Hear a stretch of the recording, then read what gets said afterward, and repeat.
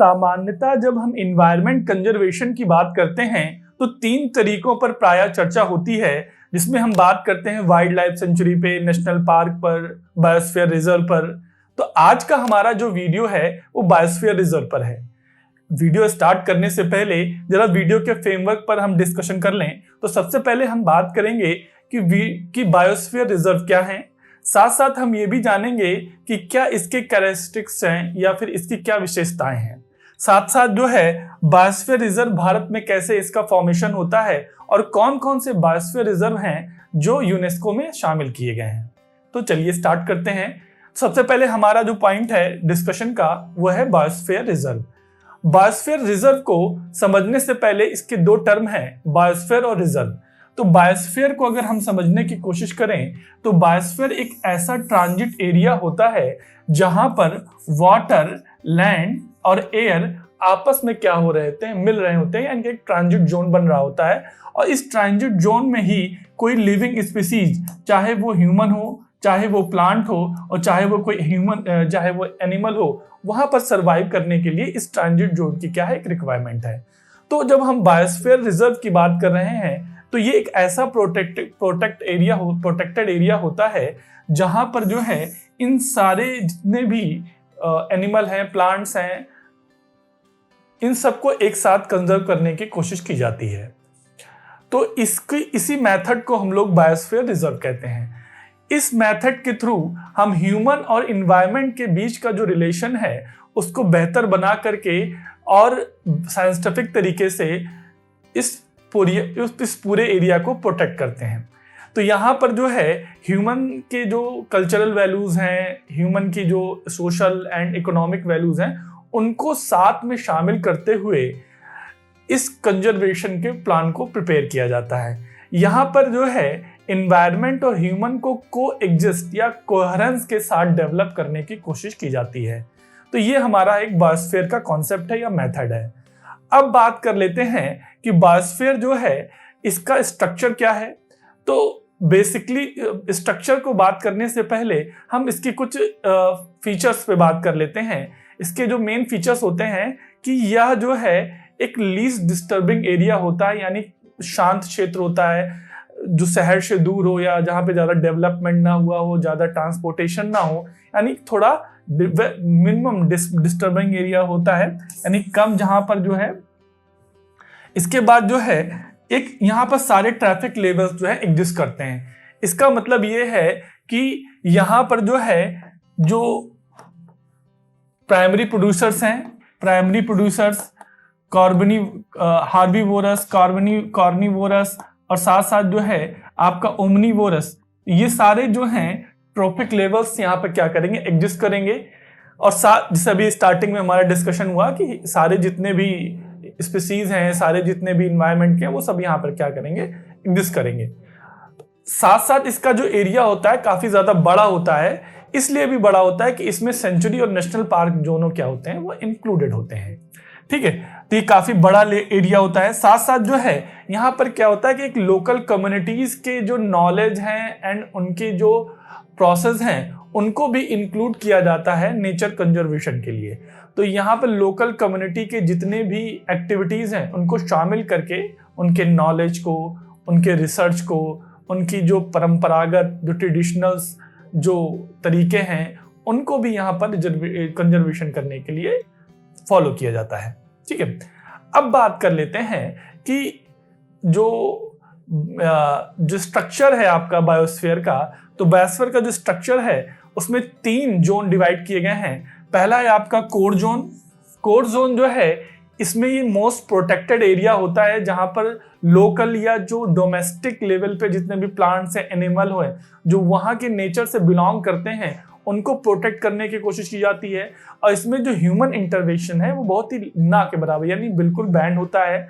साथ ही साथ जो है ये इस जो प्रोटेक्टेड एरिया है इसको 1972 के जो वाइल्ड लाइफ एक्ट है उसके थ्रू क्या किया जाता है, इसको 1972 एक्ट के थ्रू इसको कंजर्व किया जाता है। और ये wild life sanctuary and national park के क्या होता है, इक्विवेलेंट होता है। ये आपका कोर जोन हो गया। कोर जोन को सराउंडिंग एरिया यानी उसके चारों ओर से घेरा हुए जो एरिया होता है उसको हम लोग बफर जोन बोलते हैं। ये बफर जोन जो है ये इसमें खासकर जो ये जितने भी रिसर्च हैं, आपके एजुकेशन है एंड जो लीस्ट ह्यूमन एक्टिविटीज हैं, वहां पर इसको जो है यहाँ पे इस एरिया में बेसिकली जो है जो है आपका रिसर्च हो गया, एजुकेशन हो गया, और कुछ लीस्ट ह्यूमन एक्टिविटीज जैसे फिशिंग हो गया, कंट्रोल टूरिज्म हो गया, साथ साथ जो है गेजिंग हो गया, ये इस तरह की ह्यूमन एक्टिविटीज को छूट दी जाती है यहाँ पे, ये सारे ह्यूमन एक्टिविटीज वो कर सकते हैं। साथ साथ जो इसके बाहर का जो सराउंडिंग एरिया होता है उसको हम लोग जो है ट्रांजिट एरिया कहते हैं, ट्रांजिट जोन बोलते हैं। या ह्यूमन एक्टिविटीज के साथ साथ जो है इन्वायरमेंट को जो है बैलेंस करने की कोशिश करता है ये जो ट्रांजिट एरिया होता है। यहाँ ह्यूमन के जितने भी सेटलमेंट हैं, क्रॉप लैंड्स हैं, ठीक है, साथ साथ जो है जो उसकी मनोरंजन या जो उसके अदर ह्यूमन एक्टिविटीज है, इकोनॉमिक एक्टिविटीज है, उनको अभी यहाँ पे इन्वॉल्वमेंट मिलेगा। और ये जो कोशिश होगी इसकी जो है कि ये इन्वायरमेंट के साथ क्या करे, बैलेंस करने की कोशिश करे। ये एक ट्रांजिट एरिया होता है। तो हमारा ये डिस्कस रहा कि स्ट्रक्चर ऑफ जो बायोस्फीयर क्या होगा। अब इसके बाद बात कर लेते हैं कि भारत में बायोस्फीयर कैसे बनते हैं और कैसे यूनेस्को में शामिल होते हैं। तो भारत में जो है इंडिया में 1986 में एक स्कीम लॉन्च की गई, बायोस्फीयर स्कीम। इसी के थ्रू स्टेट गवर्नमेंट एंड जो सेंट्रल गवर्नमेंट है वो किसी भी बायोस्फीयर रिजर्व को क्या करते हैं, नोटिफाई करते हैं, नोटिफिकेशन जारी करते हैं, जिसको जो सेंट्रल एक MAB यानी central man and biosphere committee है वो इसको अप्रूव करती है एंड मॉनिटर करती है। तो अभी तक जो है 18 या 18 जो है आपके बायोस्फीयर रिजर्व का अनाउंस हो चुका है, वो नोटिफाई हो चुके हैं, जिसमें से जो है 12 जो है वो यूनेस्को MAB में क्या हुए हैं, वो इंक्लूड हुए हैं। जो यूनेस्को ने जो है 1971 में जो है बायोस्फीयर रिजर्व नेटवर्क को जो है लॉन्च किया था। और ये जो प्रोटेक्टेड एरिया है, जो बायोस्फीयर प्रोटेक्टेड एरिया रीजन होता है, ये IUCN की कैटेगरी 5 से क्या करता है, बिलोंग करता है। तो इसी के थ्रू क्या होता है कि जो गवर्नमेंट के जो सेंट्रल MAB कमेटी होती है वो किसी भी बायोस्फीयर को जो है नॉमिनेट करती है यूनेस्को के लिए। उसके बाद यूनेस्को क्या करता है, ये वेरीफाई करता है कि क्या इसको यूनेस्को की साइट में शामिल किया जाना चाहिए कि नहीं, और उसके वेरीफाई करने के बाद जो है वो बायोस्फीयर जो है यूनेस्को में शामिल हो जाता है। तो ये तो बात रही यूनेस्को की साइट की। अब बात कर लेते हैं कि भारत में जो 18 बायोस्फीयर हैं वो कहाँ कहाँ पर हैं और इनका लोकेशन क्या है। हाँ, इस पे हम अगला एक वीडियो बनाएंगे जिसमें मैं स्पेसिफिक बायोस्फीयर की बात करेंगे कि वो किस तरीके से वहां पे क्या क्या उसकी स्पेसिफिक विशेषताएं हैं, ठीक है। तो जैसे अगर हम बात करें कि सबसे जो पहला बायोस्फीयर बना है वो आपका नीलगिरी बायोस्फीयर है, जो कि तमिलनाडु, केरला और कर्नाटक से क्या करता है, बिलोंग, मतलब इस एरिया में क्या हुआ है, फैला हुआ है। इसकी सबसे पहला है। और अगर सबसे बड़े की बात करें तो रन ऑफ कच्छ जो सबसे बड़ा बायोस्फीयर रिजर्व है, जो कि पश्चिम में गुजरात में है, रन ऑफ कच्छ जो सबसे बड़ा है।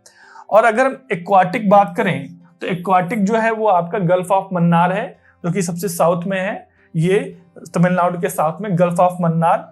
और उसके बाद सबसे स्मॉलेस्ट जो है वो आपका पन्ना रिजर्व है, जो कि MP में है। ये तो एक इनिशियल इंफॉर्मेशन रही। अगर हम अदर की बात करें तो कोल डेजर्ट सबसे नॉर्थ में है, जो कि आपका हिमाचल प्रदेश में है। उसके नीचे नंदा देवी है, जो कि उत्तराखंड में है। इसके बाद आपका कंचनजंगा सिक्किम में, दिहांग ब्यांग अरुणाचल प्रदेश में।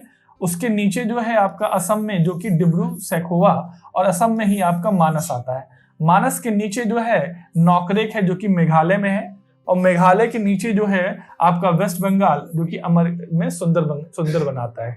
इसी के वेस्ट में आपका सिमलीपाल है, जो कि उड़ीसा में है। और इसी के वेस्ट में जो है अमरकंटक, अचानक मार अमरकंटक छत्तीसगढ़ MP में है। इसके बाद जो है इसके साउथ में जो है अरुणाचल प्रदेश में शेषाचलम है। और इसके जो है साउथ में फिर जो है आपका यहाँ पे केरला में आपका अगस्थमलाई, जो कि केरला और तमिलनाडु में आता है। तो ये जो है टोटल आपके 18 बायोस्फीयर हैं, जो कि अनाउंस किए गए हैं, नोटिफाई किए गए हैं यूपी, जो कि आपके सेंट्रल MAB कमेटी द्वारा। आइए अब देख लेते हैं कि यूनेस्को में कौन कौन से भारत के बायोस्फीयर रिजर्व शामिल हैं। ये हमारा उन 18 यानी 18 बायोस्फीयर का ही मैप है। इसमें हम मार्क करेंगे कि कौन कौन से हैं जो यूनेस्को में शामिल हैं। तो सबसे पहला जो बायोस्फीयर यूनेस्को में शामिल हुआ वो हमारा था नीलगिरी।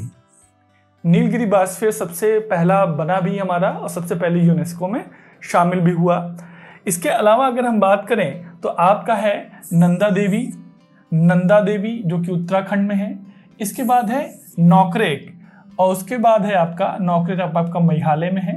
फिर आपका गल्फ ऑफ मन्नार, और फिर आपका है सुंदरबन जो कि आपका पश्चिम बंगाल में है। फिर इसके बाद है आपका ग्रेट निकोबार जो कि आपका अंडमान निकोबार के पास है। इसके बाद है आपका सिमलीपाल उड़ीसा में।